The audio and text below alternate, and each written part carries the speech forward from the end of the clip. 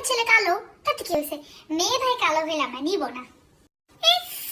মাইয়াটা কেমন ধলা সাদা চেহারা, চেহারার মধ্যে কোনো মায়া আছে নাকি? দেখে মনে হচ্ছে সেদ্ধ আলু লবণ স্যার। এরকম সাদা ধলা মেয়ে ভালো লাগে না আমাদের।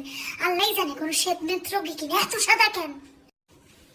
ভাবি, এই ভাবি, মেয়ে কি আসলে লম্বা নাকি হিল পড়ছে? আপনার মেয়েকে একটু পাশে দাঁড়াইতে বলেন তো। এমনি দুষ্টামি করে চুল ঠিক করার বাহানা দিয়ে পাশে দাঁড় করান, দেখি মেয়ের হাইটের সাথে আপনার মেয়ের হাইট কতটুকু মিলে, তাহলে তো বুঝবো মেয়ে লম্বা নাকি খাটো। ভাবি, বিশাল দানবের মতো মেয়ে, এত দানব। আমরা কি বাড়িতে তাল গাছ আনবো নাকি?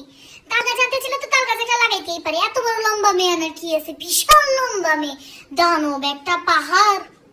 কি ব্যাপার মা, খাওটাও না নাকি? নাকি বাপের টাকা বাঁচানোর চেষ্টা করো?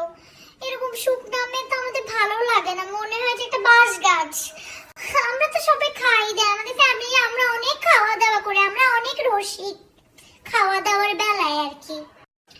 ভাবি, মেয়ের যে স্বাস্থ্য, মনে হয় বাপের সব টাকা ওর খাওয়ানে দিতে দেয়।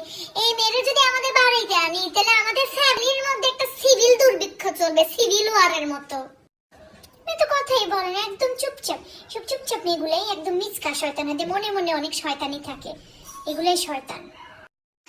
ভাবি রে ভাবি, এই মেয়ের দিয়ে সংসার টিকবে না। এত কথা বলে, এত কথা বলে, চঞ্চল।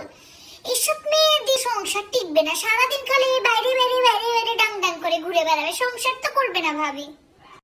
আমরা চাইছি হাজারে একটা মেয়ে আমরা পছন্দ করব, আর তুই এই মেয়েরা পছন্দ করছস? নাকের মধ্যে দুইটা ফুটা। মা, সবার নাকেই তো দুইটা ফুটা। আমার নাক, তোমার নাক, সবার নাকেই তো। এমন করতেছো কেন? তুই এখনো বিয়েটা পর্যন্ত করস নাই, এখনই তুই মার সাথে ওই মেয়ের তুলনা করতেছস?